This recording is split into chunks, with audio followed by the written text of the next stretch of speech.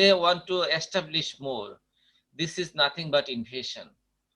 So various pathogens invade host in different way and to different extent. তারা invade করে different ওয়েতে এবং different উপায়ে extend different এরিয়াতে কতটুকু extend করবে। So some fungi produce mycelium that grow only the area between the cuticle and the epidermis. I show you before কিছু fungus আছে যারা কিউটিকেলের জাস্ট নিচে এবং এপিডার্মিসের মধ্যে থাকে এবং সাব কিউটিকুলার, তারা ভিতরে সেলের মধ্যে প্রবেশ করে না। Other such as those causing powdery mildew produce mycelium only the surface of the plant but send posterior into the epidermal cell. কিছু কিছু যেমন পাউডারি মিলডিউর উপর সরি পাউডারি মিলডিউর মতো কিছু প্যাথোজেন আছে, ফাঙ্গাস আছে, যেগুলো প্ল্যান্টের উপরেই গ্রো করে ভিতরে প্রবেশ করে না। With nutrition they produce hosteria inside the epidermal cell. So most fungi spread into the tissue of the plant organ like leaf, stem, roots, and they infect either by growing directly through the cells as an intercellular mycelium or growing between the cells at the intercellular mycelium. Fungi that cause vascular wilt invade xylem vessel of the plant. কিছু কিছু fungi আছে যেগুলো vascular will তৈরি করে, যেমন তোমরা fusarium নামে একটা ফাঙ্গাসের নাম শুনেছ, সেটা যেমন ভাস্কুলার বান্ডেলে চলে যায়, প্ল্যান্টের যে সিস্টেম আছে ও সেখানে চলে যায় এবং জাইলেম ভেসেলকে ওরা অ্যাটাক করে। Bacteria invade tissue intercellularly, bacteria এক সেল থেকে আরেক সেলে যেতে পারে। Through when part of the cell wall dissolve, bacteria are grow intracellularly, cell থেকে আরেক সেলও যাইতে পারে, এক সেল মাঝখান দিয়েও যাইতে পারে, তাদের কোনো সমস্যা নেই। Nematode invade tissue intercellularly, but some can invade intracellularly as well. Virus, viroid, molecular, fastidious bacteria, and protozoa invade tissue by moving from cell to cell intracellularly. এক সেল থেকে আরেক সেলে ওরা সহজেই প্রবেশ করতে পারে। So our next after invasion মানে তারা ইনফেকশন করার পরে, তারা নিজেকে এস্টাবলিশ করার পরে, ইনফেকশন মানে establishment of the pathogen in the cell. Infection করার পরে তারা ইনভেড করে, তাদের ছড়ায়, ছড়ানোর পরে তাদের হচ্ছে পরবর্তী প্রোজেনি তৈরি করা, growth and reproduction of the pathogen, it is called colonisation. তারা তাদের সংখ্যা বৃদ্ধি করতে চায় by means of spore, conidia or some other way. They undergo for reproduction. So individual fungi and parasitic higher plants generally invade and infect tissues by growing on or into them from one initial point of the inoculation. Most of these pathogens, whether including a small lesion, a large infected area, or a general necrosis of the plants, continue to grow and branch out within the infected host indefinitely, so that the same pathogen individual spread into more and more plant tissue until the spread of the infection is stopped and the plant is dead. যতক্ষণ না পর্যন্ত infection stop হয় ততক্ষণ পর্যন্ত তারা আরো বেশি area করতে থাকে। তো করার তাদের উপায়টা হলো তারা নতুন নতুন রিপ্রোডাকশন করে তারা নতুন নতুন এরিয়াকে ইনফেকশন করে। এটা ভিতর দিয়েও হতে পারে, আবার তারা বাইরে দিয়ে স্পোর তৈরি করে, স্পোর আবার নতুন জায়গায় পড়ে নতুন জায়গায় ইনফেক্ট করতে পারে। By this way their growth and reproduction occur, and this is called simply colonization. They make a colony, they don't like to be individual. তারা তাদের শরীরটাকেই বৃদ্ধি করবে না, এতক্ষণ পর্যন্ত আমরা যাইতে দেখছি তারা তাদের শরীরটাকেই বৃদ্ধি করেছে। এখানে আমরা তারা যেটা বলতেছি তারা কলোনি, অর্থাৎ তাদের শরীর থেকে একজনের থেকে আরেকজনে বাড়াইতে থাকবে। So finally dissemination of the pathogen, তারা ছড়াই পড়বে, তারা শুধু একই জায়গায় থাকবে না, একই জায়গা থেকেই তারা কলোনি করার পরে তারা একই জায়গায় থাকবে না। তারা কেউ যদি ঢাকাতে থাকে তারা চিন্তা করবে ময়মনসিংহ আসবে, কুমিল্লা যাবে, দিনাজপুর যাবে, লাইক দিস, যশোর যাবে, এইভাবে তারা বিভিন্ন জায়গায় তাদের কলোনি এস্টাবলিশ করবে। And this is nothing but dissemination. যদি একই জায়গায় ছড়ায় সেটা হবে কলোনাইজেশন, অর্থাৎ তারা একই, ধরো একটা লিফের মধ্যে এক জায়গায় ইনফেকশন হলো, তো ওইখানে স্পোর তৈরি হয়ে তারা লিফের অন্যান্য জায়গাগুলোতেও ইনফেকশন করতেছে। So this is called colonisation. বা একটা প্ল্যান্টের বিভিন্ন জায়গায় ইয়ে করতেছে, কিন্তু ডিসেমিনেশন হলো এক জায়গা থেকে আরেক জায়গায় চলে যাওয়া। So dissemination is of two types. Number one, active dissemination through own power, নিজের শক্তিতে disseminate করা। A few pathogens, nematodes, oomycetes, zoosporic fungi, bacteria can move short distance on their own power, and thus can move from one host to another on very close to it. Fungal hypha can grow between tissue in contact and sometimes through the cell towards the nearby root of a new few to many centimeter. যেমন ফাঙ্গাসের Haifa তাদের টিস্যুর মাধ্যমে বা তাদের মাইসিলিয়ার মাধ্যমে তারা কয়েক centimetre পর্যন্ত যাইতে পারে। এইভাবে তাদের নিজের শক্তিতে তারা এক জায়গা থেকে আরেক জায়গায় পৌঁছে যায়। এটা তো আমরা বুঝতেছি যে যেমন নেমাটোড, তার শক্তি আছে। ওমাইসিটস আমরা বলি কিছু, they produce some spore, and maybe I told you in level 2 that they have zoospore, তারা জোস্পোর আছে। জোস্পোর হলো ওইগুলা যেগুলা মধ্যে তারা they can move their own. Zoosporic fungi আছে, ওমাইসিটস আছে, তারা চলতে পারে কিছু কিছু ক্ষেত্রে। They have flagella. Sometimes they cannot move their own, but by flagella they use some other technique. তারা পানির মধ্যে ভেসে থেকে পৌঁছে যায়, অর্থাৎ তারা নিজের পাওয়ারটাকেই ব্যবহার করে, তাদের ফ্লাজেলাটাকে ব্যবহার করে ভাসিয়ে রাখে, তারপরে এটা পৌঁছে যায়। Passive dissemination. This is most likely occur in the globe. So most of the pathogens are carried out passively by air and insect. এয়ারের সাহায্যে অথবা ইনসেক্টের সাহায্যে তারা এক জায়গা থেকে আরেক জায়গায় পৌঁছে যায়। To a later extent, water, certain other animals and human may be involved. কিছু কিছু ক্ষেত্রে অ্যানিমাল এবং হিউম্যান এগুলাতে ইনভলভ থাকতে পারে। Dissemination by pollen, seed transplant, and nursery stock. By this way also they can disseminate. So we know how pathogen disseminate from one place to another.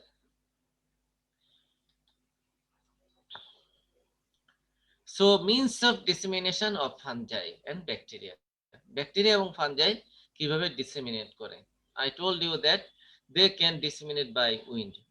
তারা এক ধরনের স্পোর তৈরি করে। অনেক ধরনের ফাঙ্গাস আছে, তারা এত বেশি স্পোর তৈরি করে যেটা মনে হয় যে ধোঁয়া আকারে উঠতেছে। So they can disseminate by wind. By wind they can go on place to another. So rain plushes and runoff.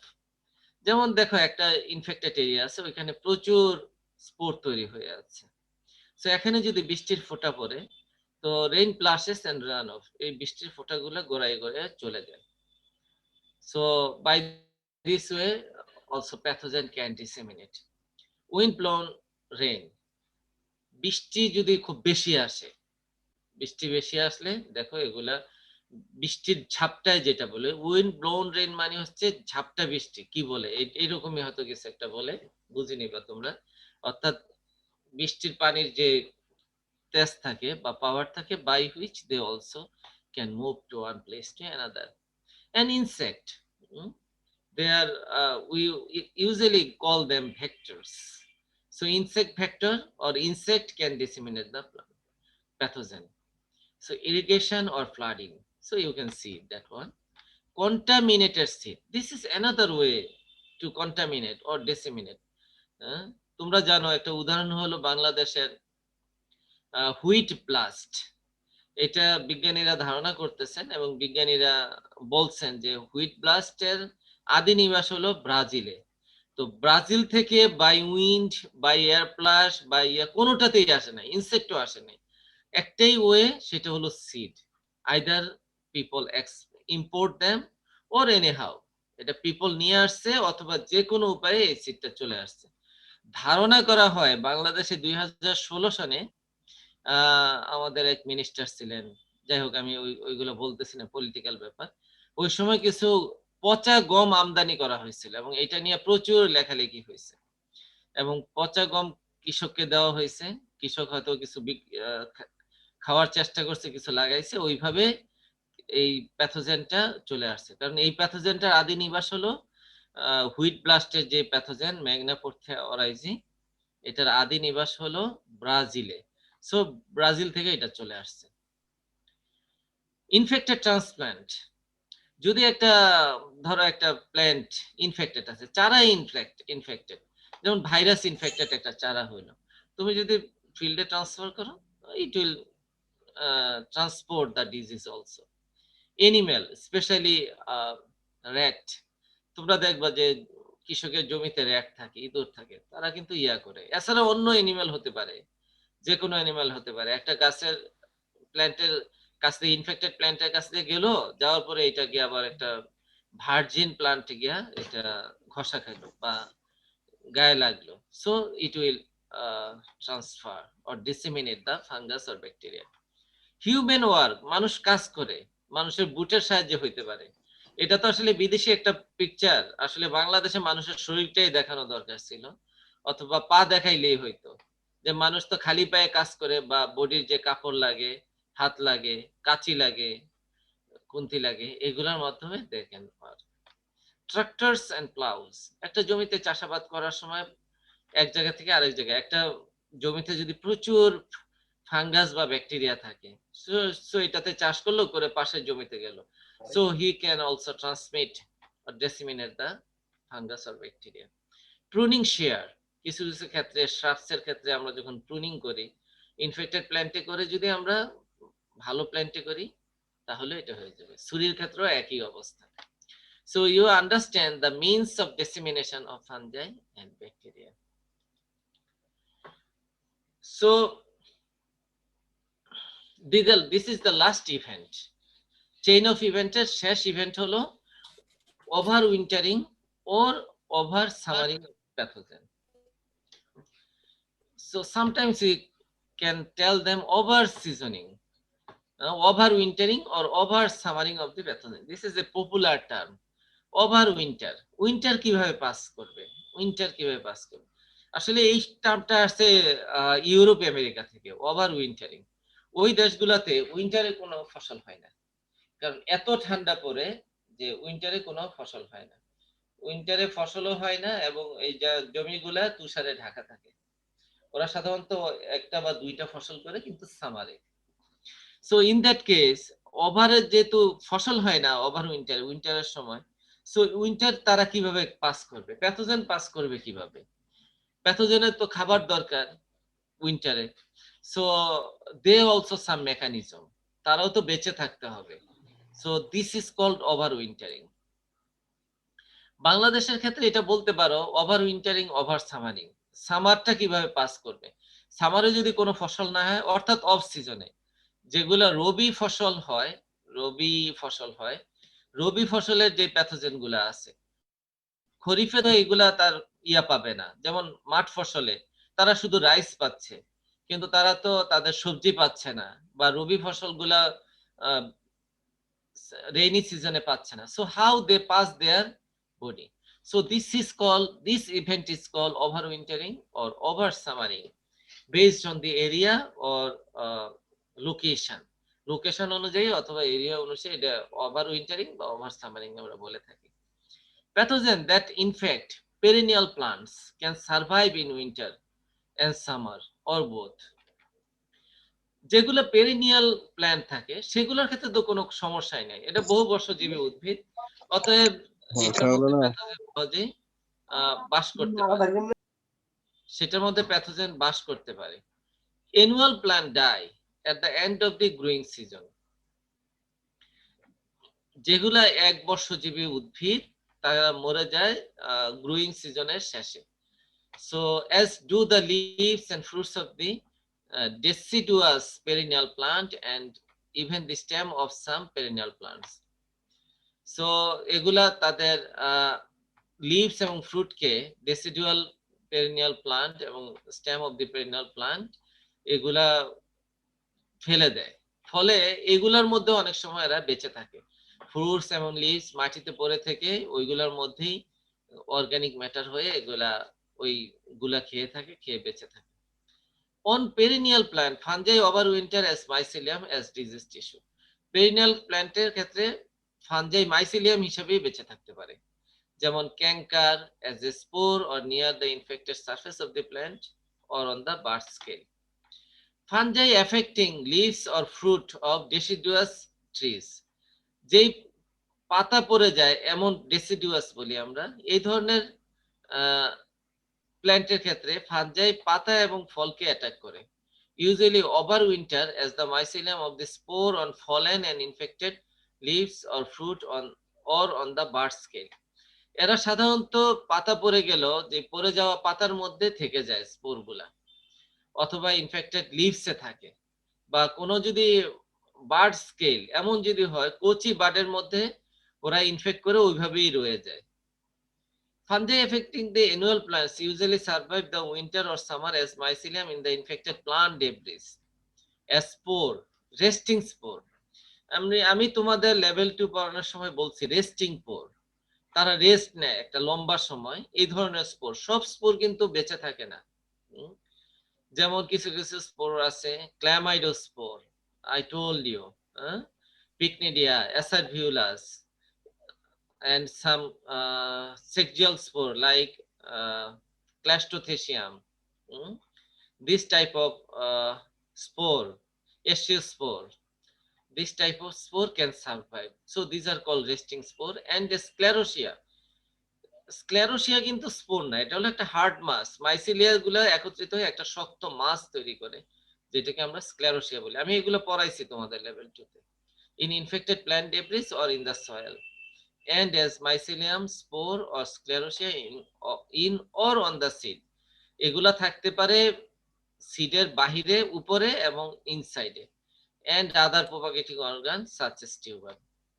Some plant pathogenic oomycetes, pythium, fungi and soil inhabitants অথবা সয়েলে বাস করে এমন ফাঙ্গাস যেগুলো আছে, they are able to survive indefinitely as saprophyte. আমরা তোমাদের বলছি কিছু স্যাপ্রোফাইট আছে, তারা প্ল্যান্টেও বাস করতে পারে, মাটিতেও বাস করতে পারে। তারা ফ্যাকাল্টেটিভ প্যারাসাইট আছে কিছু, so they can live on dead organic matter as well. So যখন খাবার পায় না তারা ওইখানে তারা বেঁচে থাকে। So by this way they can over winter or over summering the pathogen. So you can see that here. So in case of bacteria, bacterial cell, spore, fungal spore, and fruiting bodies, you can say this is Acervulus, this is Pycnidium, plant debris, mycelium, and these are Sclerotia on perennial plant, and on the seed also they can on tuber. তোমরা যদি দেখো তাহলে দেখে একটু পড়ো তাহলেই বুঝতে পারো। অন দ্য ইনসেক্ট, ইভেন ইনসেক্টের গায়েও লম্বা সময় লেগে থাকতে পারে। By this way they can over winter themselves. তোমাদের কি আমি বুঝাইতে পারছি? একটু রেসপন্স করো। সংজ্ঞাটা আরেকবার একটু বলবেন? কিসের সংজ্ঞা বলবো ভাই? তার ওভার উইন্টারিং আর ওভার সামারিং এর। ওভার উইন্টারিং অর্থাৎ তাদের যে আনফেভারেবল কন্ডিশন আছে, ওই কন্ডিশন গুলাতে তারা যখন বাস করতে পারে না বা খাবার পায় না, ওই সময়টা তারা যেভাবে পাস করে সেটাকে ওভার উইন্টারিং বা সামারিং বলে। যেমন আমি বলছি যে শীত প্রধান দেশগুলাতে, টেম্পারেট কান্ট্রি গুলাতে সাধারণত শীতের সময় কোনো ফসল হয় না, তো ওই সময় ওরা কিভাবে বেঁচে থাকবে? এই ধরনের বেঁচে থাকাকে যেই উপায়ে তারা বিভিন্ন ভাবে বেঁচে থাকে, এখানে ছবিতে দেখতেছো বিভিন্ন ভাবে ওরা বেঁচে থাকে, তো ওই বেঁচে থাকাকে, এই আনফেভারেবল কন্ডিশনে বেঁচে থাকাকে বলা হয় ওভার উইন্টারিং। আর বাংলাদেশের মতো জায়গায় দেখো বর্ষা হয়, তুমি রবি ফসল করো ইয়াতে উইন্টারে, তো রবি ফসলের প্যাথোজেন কিন্তু খরিফে হয় না, না হতে পারে, মানে ডিজিজ না করতে পারে। রবির ফসল যেমন অ্যানথ্রাকনোজ রাইসে হয় না, তো অ্যানথ্রাকনোজ যদি রাইসে না হয় তাহলে তো তার বেঁচে থাকতে হবে।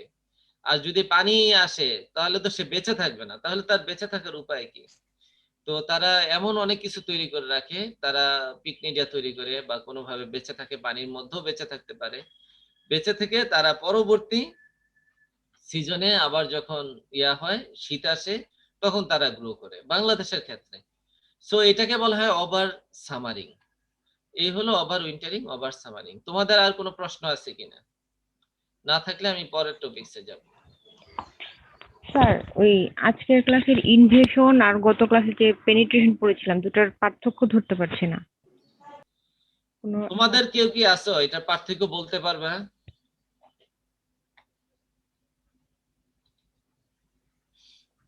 I am asking you, anyone, invasion and পেনিট্রেশনের মধ্যে পার্থক্য বলতে পারবে এমন কেউ আছে?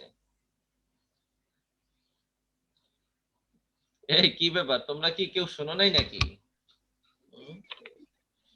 M I failure?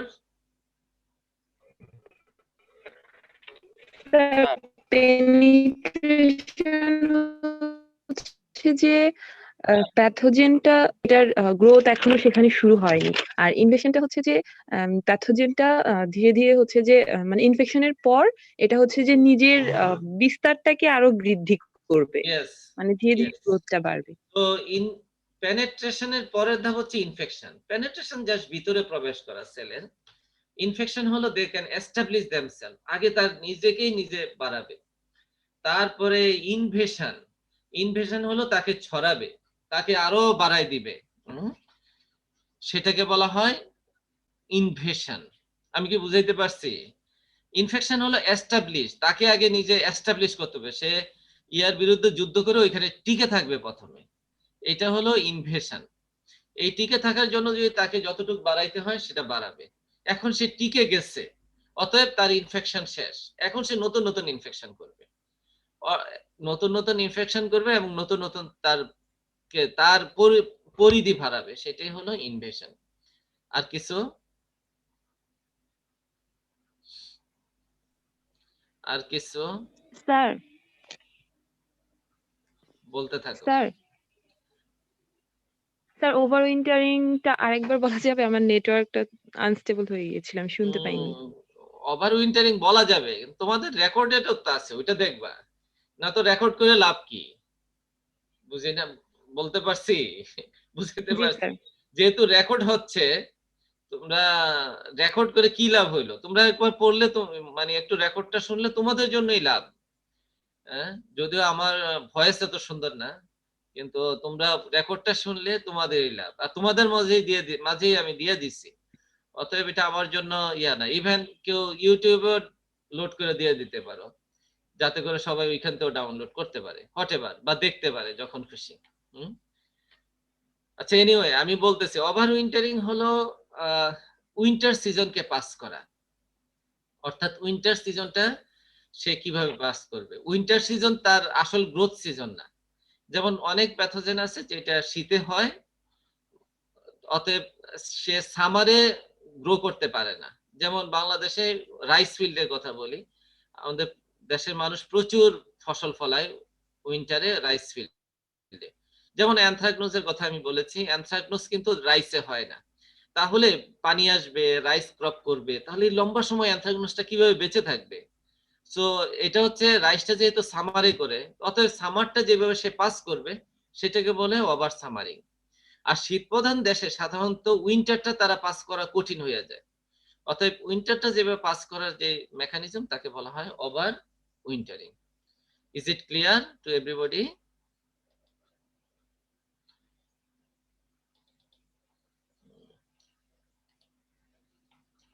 তোমাদের অ্যাটেন্ডেন্স আমি পেয়ে গেছি 9:35-এও কেউ অ্যাটেন্ডেন্স দিয়েছো, এটা তো আসলে ভালো কাজ না। আনিকা, তাবাসসুম, কেন এত পরে অ্যাটেন্ডেন্স দিছো? হ্যাঁ, সরি, 9:35, 9:34, হ্যাঁ, দ্যাটস নট গুড। আমি তো বলছিলাম যে 15-র ভিতরে শেষ করবা তোমরা অ্যাটেন্ডেন্স। হ্যাঁ, আর কেউ অ্যাটেন্ডেন্স দিও না। এখনো অনেক লোক হয়ে গেছে, 330 জন বা 34 জন, কেউ যদি ডাবল না দিয়া থাকো আর কি, অনেক হয়ে গেছে। এনিওয়ে, সো আর যদি কোনো প্রশ্ন না থাকে আমরা নেক্সট ইয়াতে যাই। Okay, so we resume the slide. So can you see the slides? Yes, sir. Okay. তোমাদের একটা Yes, জিনিস আমি একটু বলে রাখি, সেটা হলো এখানে অনেক ছবি দেখাইছি, ছবিগুলো আঁকার চেষ্টা করবা। আমি কিন্তু পরীক্ষায় দিব ছবি, হ্যাঁ ছবি কিন্তু দিব। এই যে ডিজিজ সাইকেলটা আঁকার, disease cycle is nothing but chain of event. আমি বলছি চেইন অফ ইভেন্ট এবং ডিজিজ সাইকেল একই জিনিস, অতএব তোমরা এটা চেষ্টা করবা এই চেইন অফ ইভেন্টটা দেখতে। এখানে প্রচুর ছবি আছে, তারপরে এই ছবিগুলো একটু আঁকতে, সহজ ছবি, সুন্দর ছবি। আমি কিন্তু পরীক্ষায় দিব, আমি বলে দিচ্ছি, হ্যাঁ পরীক্ষায় দিব, এবং খুব ইজি জিনিস। এবং এটা যদি না বুঝো, আমি কিন্তু খুব ধীরে ধীরে যাচ্ছি এই জন্য যাতে তোমরা বুঝো ইনফেকশনটা কিভাবে এস্টাবলিশ হয়। তারপরে এগুলো তো খুব ইজি জিনিস, এগুলো আঁকবা, হ্যাঁ। তারপরে form and location of survival of fungi and bacteria. আমি কিন্তু বারবার বলতেছি আমি তোমাদের ছবি দিব। Now our second part, pathogenesis, role of toxin, enzyme, toxin, growth regulator, and polysaccharides. There are several chemical weapons secreted by pathogen that are utilized as they carry out their activities. These weapons include enzyme, toxins, growth regulators, and polysaccharide. আমি এগুলো তোমাদের আগেও আলোচনা করছি, এখন আমি এগুলো বিস্তারিত আলোচনা করব। এগুলো খুব ইম্পর্টেন্ট, এবং এগুলাই তুমি মানে জীবনে যতগুলো দেখবা যে ডিজিজ কিভাবে হয়, সবই এগুলার কারণে হয়। প্যাথোজেন এসে খেয়ে গেল, এতে কিন্তু ডিজিজ হয় না। They secrete enzyme, this is the weapon of pathogen. প্ল্যান্টের যেমন উইপন আছে, তারা বেঁচে থাকতে চায়, তেমনি প্যাথোজেনের উইপন আছে। They produce enzyme, they produce toxin, growth regulator, polysaccharide, and they wrecking the immune system of the plant or human beings. যেমন রিসেন্টলি কোভিড-19 যে আসছে, সেটাও কিন্তু কিছু না কিছু ইয়া করে মানুষের ইমিউন সিস্টেমটাকে ধ্বংস করে দেয়। So enzyme,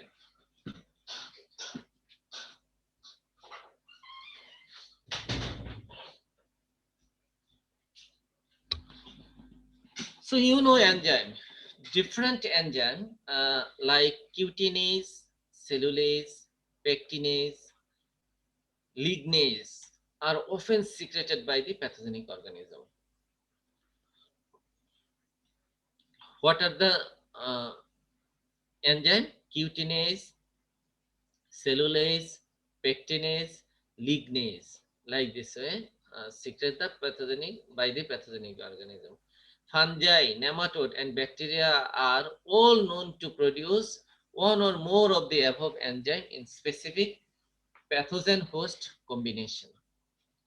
Virus and viroids are generally not considered to secret enzyme.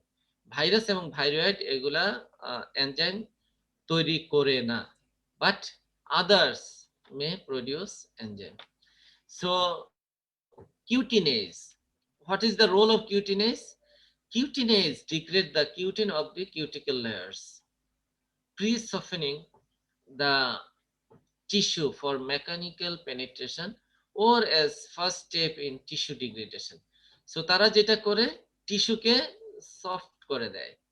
যেমন কিউটিনেজ, তোমরা জানো কিউটিন আছে যেটা, সেগুলো হচ্ছে কিউটিক্যাল লেয়ার, কিউটিক্যাল লেয়ারে কিউটিন থাকে। সো তারা কিউটিনেজের মাধ্যমে এটাকে নরম করে দেয়, টিস্যুকে নরম করে, এন্ড এটা হলো ফার্স্ট স্টেপ টিস্যুটাকে ডিগ্রেড করার। Studies have shown that several fungi and at least one bacterial species produce cutinase. Further evidence in some organism, cutinase production may be linked to virulence. আমি যদি তোমাদের এগুলা যদি পরীক্ষায় দেই এনজাইম, তুমি যদি শুধু কিউটিনেজ মনে রাখো, তাহলেই তোমার লিখতে পারার কথা, হ্যাঁ, যে কিউটিনকে ডিগ্রেড করে। কিউটিন কোথায় থাকে? সেল ওয়ালে থাকে, অতএব এটা ফার্স্ট স্টেপ। এগুলো লেখা তো আসলে খুব কঠিন কাজ না। নাও pectinase. পেকটিন থেকে বা পেকটিক লেয়ার থেকে পেকটিনেজ আসছে। সো তারা কাজ করে কোথায়? পেকটিক লেয়ারে। So pectinase or pectolytic enzyme. So pectic substance comprise the middle lamella and also form a amorphous gel between the cellulose microfibrils in the primary cell wall. So pectin degrading substance often termed pectinase. So pectin কে যে degrade করে, নষ্ট করে দেয়, সেটা হলো পেকটিনেজ বলি আমরা, অথবা পেকটোলাইটিক এনজাইম বলি, including pectin methylase esterase, one kind of specific enzyme name, polygalactoronase and pectin lyase or transcellinaminase. এই ধরনের হচ্ছে কিছু কিছু এনজাইমের নাম আছে স্পেসিফিক, তারা পেকটিনে ডিগ্রেড করে, পেকটিন ডিগ্রেড করে এবং এগুলোকে পেকটিনেজ বলে। So pectin degrading enzyme are involved in a wide range of plant disease, particularly in the soft rot disease. Soft roটের ক্ষেত্রে ব্যাকটেরিয়াল সফট রট, আরোইনিয়া ক্যারাটোফোরা, বা তোমরা যে আলুর যে নরম পচা হয়, আলু পচে যায়, সেগুলার ক্ষেত্রে আরোইনিয়া ক্যারাটোফোরা তারা আলুর যে পেকটিক লেয়ার আছে, পেকটিনকে এরা ধ্বংস করে দেয় এবং এরা ভিতরে যায়। Leaf drop of lettuce or water soft rot of crucifer, এগুলা ধ্বংস করে দেয়। Damping of in various seedlings due to Rhizoctonia solani. Cellulase. So you can understand cellulase attack on cellulose. So cellulose is the major framework molecule of the plant cell wall.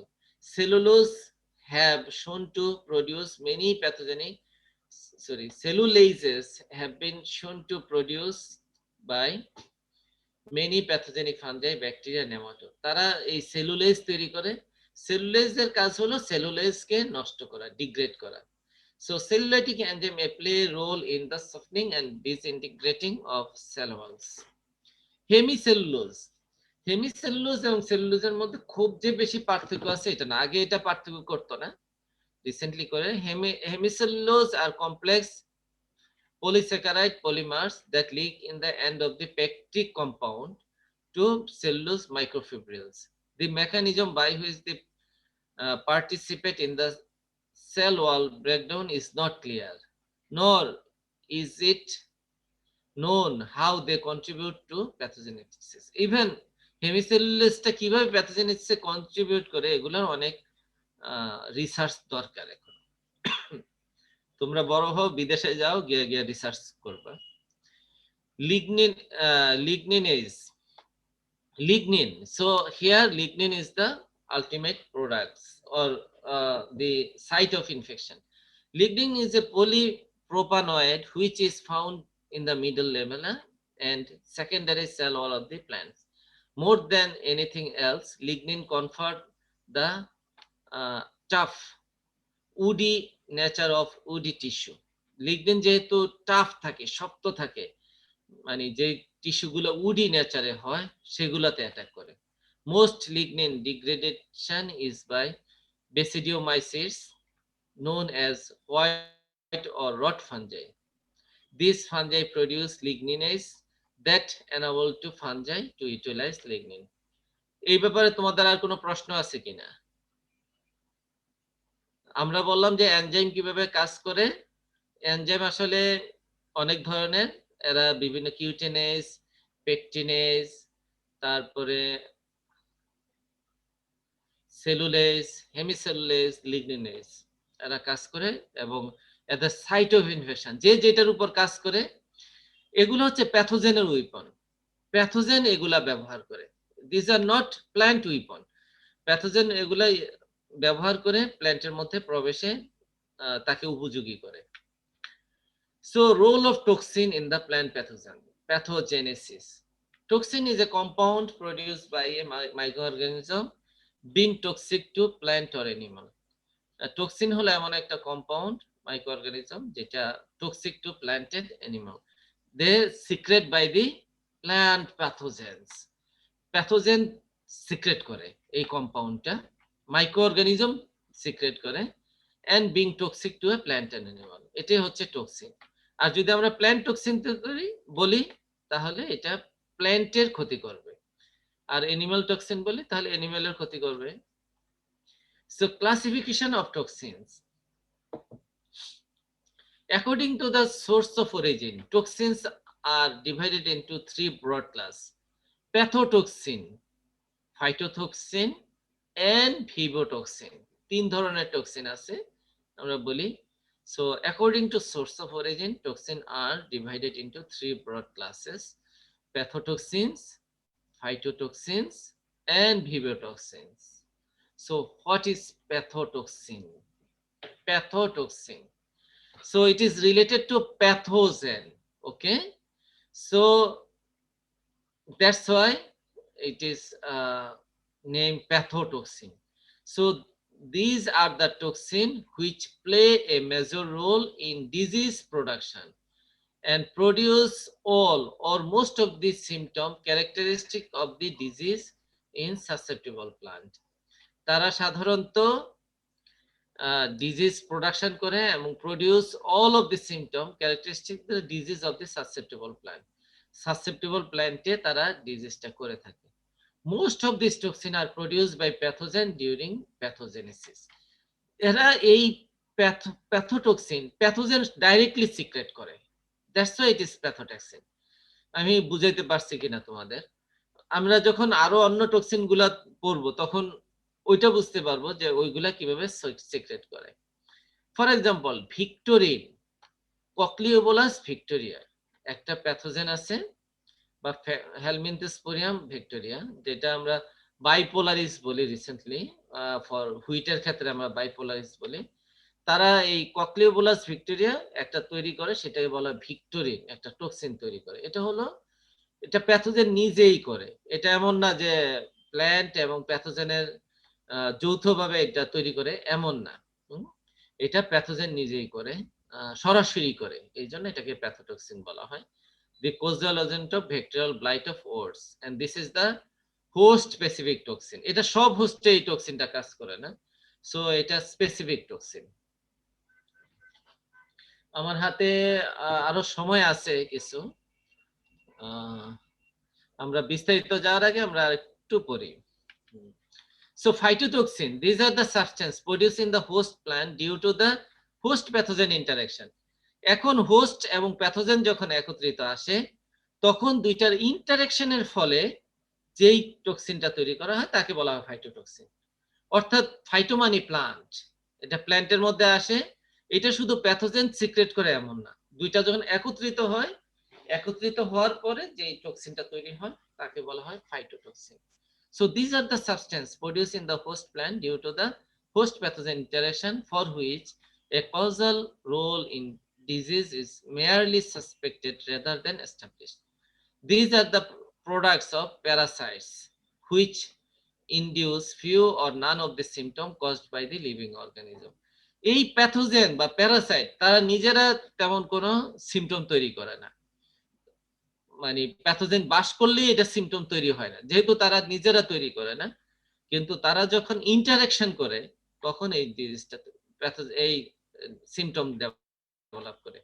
They are non-specific and there is no relationship between toxin production and pathogenicity of the disease causing agent. যেমন alternaric acid, Alternaria solani, pyrrhicularin, Pyrrhicularia oryzae, and last one, today class last one, vivotoxin.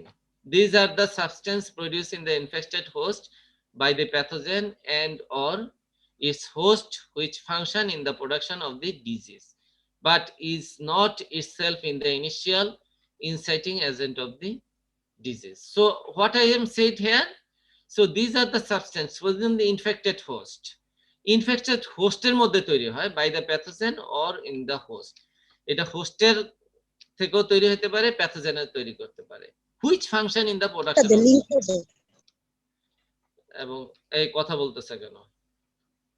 Which function in the production of disease but not itself the initial the agent inciting agent of the disease. কিন্তু এটার যেটার ক্ষেত্রে হয় এটা অনেকটাই ফাইটোটক্সিনের মতো, but এই ইয়াটায় মানে টক্সিনটা নিজে ডিজিজ ইনিশিয়েট করে না, অর্থাৎ তাদের সবার সম্মিলিত ইয়ার ক্ষেত্রে এটা ডিজিজটা হয়। যেমন fusaric acid wilt causing fusarium species like this. So এখানে শুধু ফিউজেরিক অ্যাসিডই কিন্তু ডিজিজটা করে ফেলে না, ইম্পর্টেন্ট ব্যাপার, এখানে হোস্ট এবং প্যাথোজেন সবার সম্মিলিত ফলেই ডিজিজটা হয়। So this are today class. Now I have 3 more minutes in the class, 2-3 minutes. If you have any question, tell me. Sir sir role of phytotoxin টক্সিনের আরেকবার ওই স্লাইডটা একটু দেখাবেন? বুঝি নাই। স্যার আবার রোল অফ টক্সিনের যে স্লাইডটা দেখাইছি। রোল অফ টক্সিনটা আমি শুধু এটা টক্সিন কাকে বলে সেটা বলছি। হ্যাঁ, এটা মাইক্রো অর্গানিজমটা তৈরি হয় এবং তারা টক্সিন তৈরি করে, এবং রোল অফ টক্সিনে অনেক কিছু বাকি আছে, আমরা ওটা পড়বো পরবর্তী ক্লাসে। আমরা বলছি প্যাথোটক্সিন। প্যাথোটক্সিন মিন্স এটা শুধু প্যাথোজেন তৈরি করে, প্ল্যান্টের সাথে এটা হইলো, এটা প্যাথোজেন তৈরি করবে, প্যাথোজেন এই টক্সিনটা তৈরি করবে, ফলে ডিজিজ হবে। প্ল্যান্টের সাথে এটা সম্পর্ক নাই। হ্যাঁ, প্ল্যান্টে ডিজিজ করবে, প্ল্যান্টে অ্যাটাক করবে, কিন্তু টক্সিনটা তৈরি করবে প্যাথোজেন। ফাইটোটক্সিন এটা শুধু প্যাথোজেন একা তৈরি করবে না, প্ল্যান্ট প্যাথোজেন ইন্টারঅ্যাকশনের ফলে এটা তৈরি হবে। এবং ভিভিওটক্সিন এবং এই ফাইটোটক্সিনটা ডিজিজ তৈরি করবে। আর ভিভিওটক্সিন এটা প্ল্যান্ট প্যাথোজেনের ইন্টারঅ্যাকশনের ফলে তৈরি হয়, কিন্তু এই টক্সিনটা নিজের ডিজিজ প্লে করে না সরাসরি। এটা যেটা করে প্যাথোজেন, হোস্ট, টক্সিন তিনটা একসাথে মিলেই ডিজিজটা করে, সেটাকে বলা হয় ভিভিওটক্সিন। হ্যাঁ বলো। স্যার তাহলে ওই ফাইটোটক্সিনের 3 নম্বর পয়েন্টটা স্যার তাহলে বলতেছে যে no relationship between toxin production and pathogenicity. ফাইটোটক্সিনের 3 নম্বর পয়েন্টটা। ফাইটোটক্সিনের 3 নম্বর দেখতেছো কোথায়? আমি তো বুঝতেছি না। স্যার ফাইটোটক্সিন এটা প্যাথোটক্সিন। ফাইটোটক্সিন, হ্যাঁ, দে আর নন স্পেসিফিক, নন রিলেশন না, নন স্পেসিফিক। তাদের মধ্যে কোনো স্পেসিফিক নাই যে এটা শুধু এই প্ল্যান্টেই করবে, স্পেসিফিসিটি নাই। হ্যাঁ, আমি কি বুঝাইতে পারছি? তাদের স্পেসিফিক না, যে কোনো প্ল্যান্টেই যদি হয় সেটা করতে পারে। অল্টারনেটিভ স্পেসিফিক বলতে এটা কিন্তু আসলে 3 নম্বরটা হচ্ছে একটা ফার্দার ইনফরমেশন। যেমন এখানে ইনফরমেশন যেগুলো আছে, 1 নম্বরটা হচ্ছে মেইন ইনফরমেশন, ঠিক আছে? 3 নম্বর হচ্ছে ফার্দার ইনফরমেশন। আমরা যদি পরবর্তী আসি আরো বিস্তারিত বলবো, আমাদের হাতে সময় নাই, অলরেডি 55 হয়ে গেছে। আমরা বলছি তারা নন স্পেসিফিক, এটা এমন না যে এই রোগটা শুধু ইয়াতেই হবে, ওটের মধ্যেই হবে, এমন এইরকম স্পেসিফিক না। and is no relationship between toxin production and the pathogenicity of disease causing agent. এইটা যদি তুমি করো, এই ডিজিজটা, এই টক্সিনটা যে আলাদা করো করে যদি তুমি অন্য একটা প্ল্যান্টে দাও, সেটা তো ডিজিজ করবে। আমি কি বুঝাইতে পারছি? কে জানি প্রশ্ন জি করছিলেন? স্যার বুঝতে পেরেছি। হ্যাঁ, মানে ঠিক আছে, স্পেসিফিক। Thank you. আজকে আমাদের ক্লাস মনে হয় এখানেই শেষ করতে হবে, যেহেতু আমাদের হয়ে গেছে সময়, টাইম ইজ